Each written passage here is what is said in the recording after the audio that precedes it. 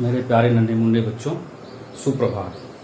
आप लोग उम्मीद है कि इस लॉकडाउन में अपनी पढ़ाई कर रहे होंगे और उसी अन्य विषय की पढ़ाई के साथ साथ आपको वाणिज्य भी पढ़ना है, जो कि आपका वैकल्पिक विषय है एक तरह से। कुछ बच्चे इसमें ऐसे होंगे जो कला पढ़ रहे होंगे, कुछ कंप्यूटर पढ़ रहे होंगे, कुछ संस्कृत पढ़ रहे होंगे। तो जो वाणिज्य के बच्चे हैं वो ध्यान देंगे, उनके लिए है ये। अन्य लोग भी चाहें तो पढ़ सकते हैं, ऐसा कुछ नहीं है। तो हम आप लोगों को जो है, क्योंकि आप लोग कक्षा 7 के विद्यार्थी हैं और वाणिज्य के विषय में कक्षा 6 में काफ़ी कुछ पढ़ चुके हैं, और उसी बात को थोड़ा सा रिवाइज करते हुए आज बात को अपनी आगे बढ़ाया जाएगा। क्योंकि आप इसे हम लोग ने कक्षा 7 वाणिज्य बही खाता सामान्य परिचय, यानी कि जो हमारी बुक कीपिंग है, अकाउंटिंग है, पुस्तपालन है जिसको कहते हैं, उसके एक सामान्य परिचय आपको देना चाहेंगे और फिर बात को आगे बढ़ाएंगे कि जो कक्षा 7 का आपका सिलेबस है उस पर। तो बही खाता पुस्तपालन आप लोग पढ़े होंगे कि जो हिसाब किताब रखने की बात है उसको 3 चरण में करते हैं। पहला होता है आपका रोज नामचा, दूसरा आपका होगा खाता बही, और तीसरा आपका चरण होता है अंतिम खाते। अंतिम खाते। तो ये आपके चरण हैं। आपने कक्षा 6 में रोज नामचा पढ़ा है, कक्षा 6 में आप लोगों ने रोज नामचा पढ़ लिया है। अब आपको कक्षा 7 में खाता बही पढ़ना है, कक्षा 7 में। और कक्षा 8 में जब आप जाएंगे तो आपको अंतिम खाते पढ़ना है, कक्षा 8 में। इस तरह से चीजें होंगी। तो सबसे पहले, और एक चीज और आता है इसी बीच में, एक इन दोनों के बीच में एक है जिसको हम कहते हैं तलपट, जिसको कहते हैं जांच पत्र। जांच पत्र, ये जो होता है तलपट आपका या जांच पत्र जो होता है, ये पुस्तपालन का यानी बही खाता का भाग नहीं है, फिर भी ये महत्वपूर्ण है। क्योंकि हम खाता बही से तलपट बनाते हैं और तलपट की सहायता से अंतिम खाते बनाते हैं, यानी कि इन दोनों के बीच की कड़ी का काम ये करता है। तो सबसे पहले हम लेन देन, सभी लेन देनों को अपने सामान्य पुस्तक जो रोज नामचा होता है उसमें लिखते हैं, लेखा करते हैं, और रोज नामचे की सहायता से हम खाता बही बनाते हैं, और खाता बही की सहायता से तलपट बनाते हैं, और तलपट की सहायता से हम जो है अंतिम खाते बनाते हैं। तो ये हमारे जो है पुस्तपालन के चरण है। अब बात करते हैं रोज नामचे की। तो आपने रोज नामचों को बनाया होगा, तो क्योंकि एक चीज और पढ़ा होगा आपने, दोहरा लेखा प्रणाली। दोहरा लेखा प्रणाली जो रोज नामचा बनता है, इसी सिस्टम के आधार पर, इसी प्रणाली के आधार पे आपका रोज नामचा बनता है। यानी कि इसमें इसका है कि प्रत्येक लेन देन से 2 खाते प्रभावित होते हैं। 2 खाते प्रभावित होते हैं। तो और कौन कौन से खाते क्या होता है, क्या तो ये चीजें हो। वैसे मान लीजिए अगर उदाहरण लिया जाए,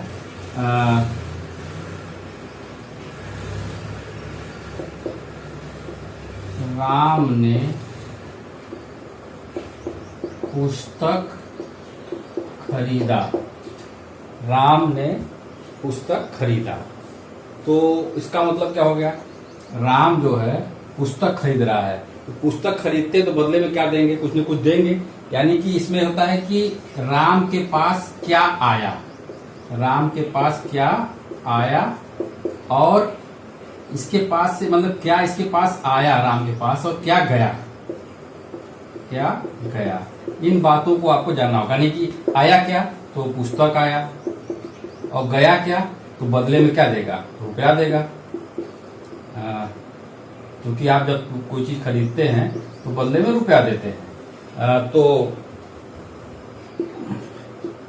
अब चूंकि यहाँ पे पुस्तक है इसको हम लोग क्रय कर देते हैं, क्रय खरीदा तो, और रुपए को हम लोग जो है रोकड़ कह देते हैं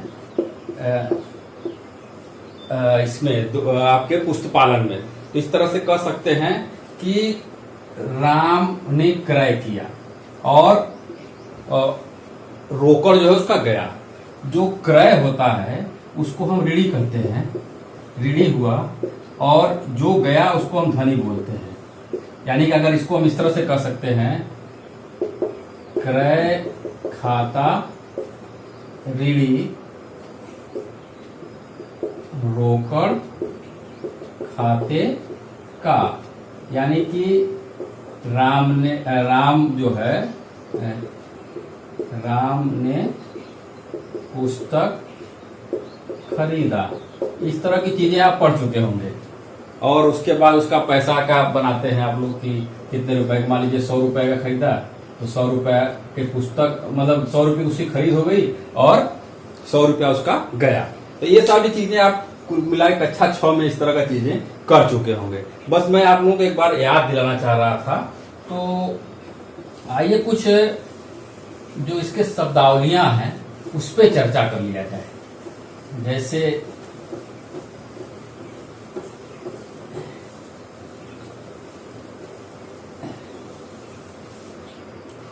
पूंजी क्या है और रोकड़ क्या है। पूंजी जिसको आप कैपिटल कहते हैं, कैपिटल, और रोकड़ जिसको हम कैश बोलते हैं, ये क्या है। तो पूंजी यानी कि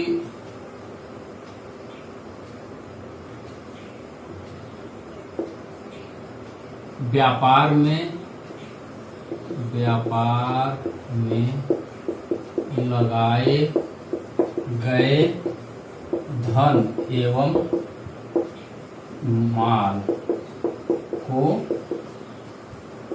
पूंजी कहते हैं।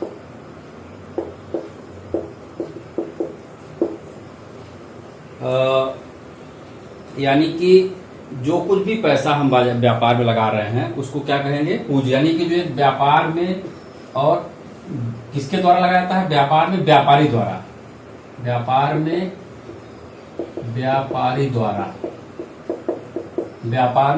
द्वारा लगाए गए धन एवं माल को या वस्तुएं, सामान जो भी है को पूंजी कहते हैं। यानी कि मान लीजिए एक व्यक्ति है,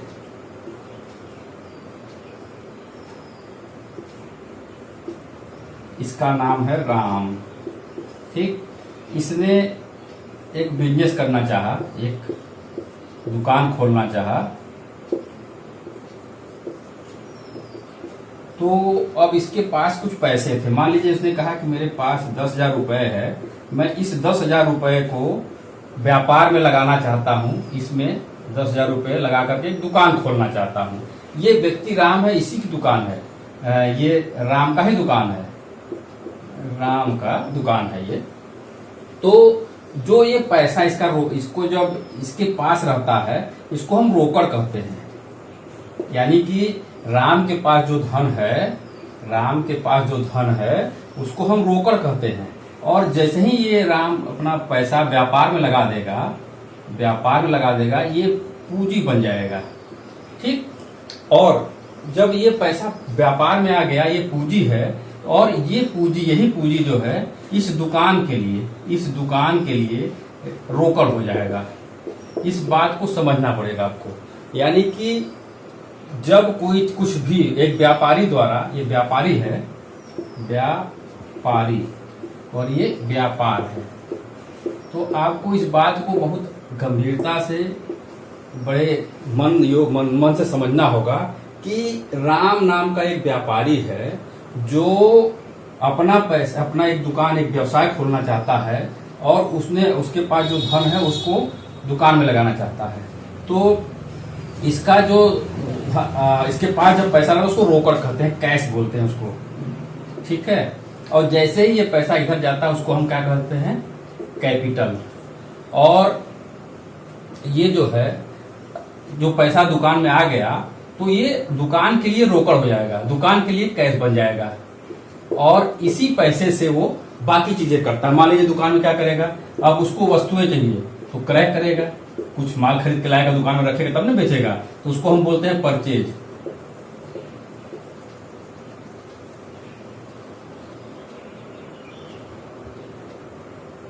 इसको बोलेंगे परचेज।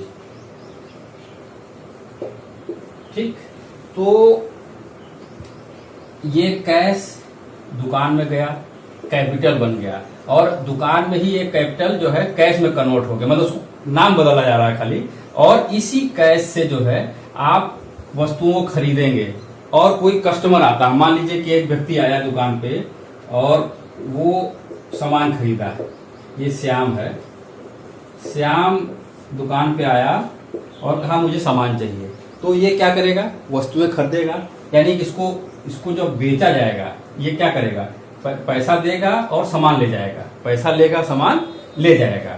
तो पैसा देगा, कैश देगा और वस्तु लेगा, और जब वस्तु लेते हैं इसको हम बोलते हैं सेल्स, विक्रय।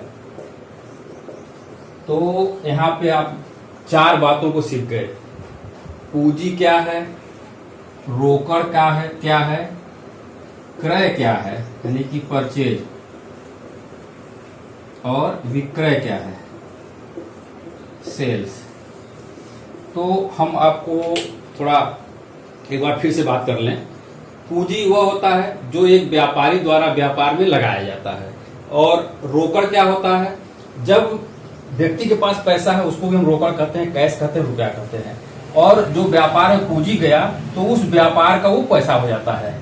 यानी कि पूंजी सिर्फ एक बार जब व्यापारी द्वारा कुछ भी लगाया जाएगा उसको हम पूंजी कहेंगे, उसके बाद वो रोकड़ हो जाता है। अब इस रोकड़ से जब व्यापार में पैसा आ गया तो बेचने के लिए कुछ माल खरीदेगा, जो बेचने का यानी कि विक्रय के उद्देश्य से,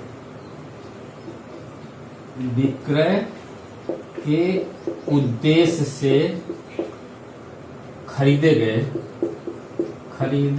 गए वस्तु को क्रय कहते हैं, क्रय या परचेज कहते हैं, क्रय कहते हैं।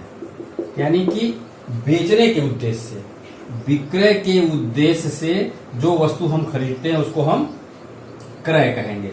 और आगे विक्रय क्या होता है, जब हम वस्तुओं को बेचते हैं यानी कि लाभ के उद्देश्य से बेचे गए वस्तुएं, या छोड़ दीजिए इसको, लाभ लिखने की जरूरत नहीं, सीधे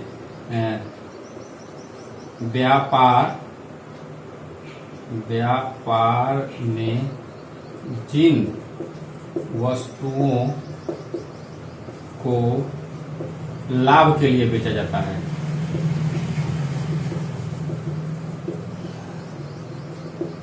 वो क्या है, विक्रय कहलाते हैं, विक्रय कहलाते हैं। तो इस प्रकार से। और रोकड़ क्या है, व्यापार कैश यानी रुपया, जो पैसा है उसको रोकड़ कहेंगे। तो इस तरह से हम जो है 4 बातों को सीखे, पूंजी, रोकड़, पहला पूंजी, दूसरा रोकड़, तीसरा क्रय, चौथा आपका विक्रय। तो इस प्रकार से हम इतनी बातों को सीख लिया। यानी एक व्यापारी अपना पैसा लगाता है उसको पूंजी कहते हैं, वही पूंजी दुकान में रोकड़ हो जाता है, और उससे जो है जो माल खरीद के लाते हैं, बेचने के लिए लाते हैं, तो उसको हम क्रय कहते हैं। और किसी वस्तु को हम वो माल बेच देते हैं तो वो विक्रय कहलाता है। इस प्रकार से हमने 4 बातों को सीखा। अब आपको 1-2 छोटी बातें और हैं, उसको भी जान लें तो थोड़ा ठीक रहेगा। फिर हम आपको क्वेश्चन करना सिखाएंगे, कैसे हम रोज नामचा बनाते हैं। तो अब अगला आपका है 5वां, क्रय वापसी। क्रय वापसी और विक्रय वापसी, जिसको बोलते हैं परचेज रिटर्न और सेल्स रिटर्न।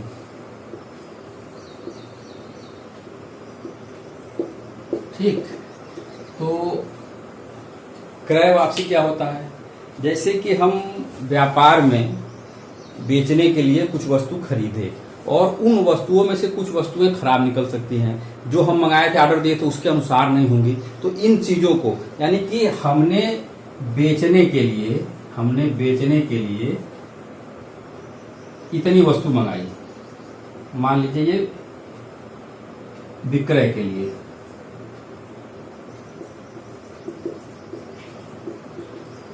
हमने विक्रय के लिए ये मान लीजिए कि हमने इतनी वस्तुएं ये मंगा लिया, ये इतना सामान हम बेचेंगे। अब देखते हैं कि इसमें से इतनी वस्तुएं जो है ये वस्तुएं खराब है इतनी मात्रा में। अब मान लीजिए इसका अगर इसकी कुल क्वांटिटी मान लें कि ये 100 है, 100 पीस जो है हम सामान मंगाते हैं, उसमें से 10 पीस जो है खराब निकल गया, यानी कि ये 10 पीस खराब है। तो अब ये टोटल मंगाए थे अब 100, तो इसमें से माइनस कर देंगे, तो जो 90 पीस बाल बचा हमारा, हम इसी को बेचेंगे, यही हमारी वस्तु है। और ये जो 10 पीस शेष बचता है, इसको हम कहते हैं क्रय वापसी। यानी कि जो बेचने के लिए जो वस्तु मंगाते हैं, उसमें से जो चीजें खराब हो निकल जाती हैं, जिनको हम वापस कर देते हैं, उसको हम क्रय वापसी करते हैं। इसी प्रकार जब हमने ये 90 वस्तुएं बेचा और इसमें से कुछ कस्टमर ने कहा कि नहीं, इसमें से 10 वस्तुएं हमारी खराब निकल गई, यानी कि हमने ये इतनी हमारी बची थी, इसको हमने बेचा तो इसमें से इतनी वस्तुएं जो है ये वस्तुएं खराब निकल गई, यानी कि 10 वस्तु हमारी खराब निकल गई। तो इस 90 में से निकालने के लिए 80 वस्तुएं हमारी ये विक्रय हो जाती। कि ये जो 10 वस्तु हमारे जिनको हमने बेचा था उनसे वापस आ गया, उसको हम बोलते हैं विक्रय वापसी। क्रय वापसी क्या होता है? जिसको हमने माल वापस किया, मैंने अपने कंपनी से या कहीं से हमने होलसेलर से माल खरीद के लाया था बेचने के लिए, उसमें से कुछ खराब निकल गया, उसको हम वापस कर रहे हैं, तो क्रय वापसी। और जो कस्टमर मेरा ले गया है वो वापस लाता है, तो उसको हम विक्रय वापसी करते हैं। तो ये सारी चीजें हो जाती हैं। एक छोटा सा जो है, आइए सवाल हल करते हैं।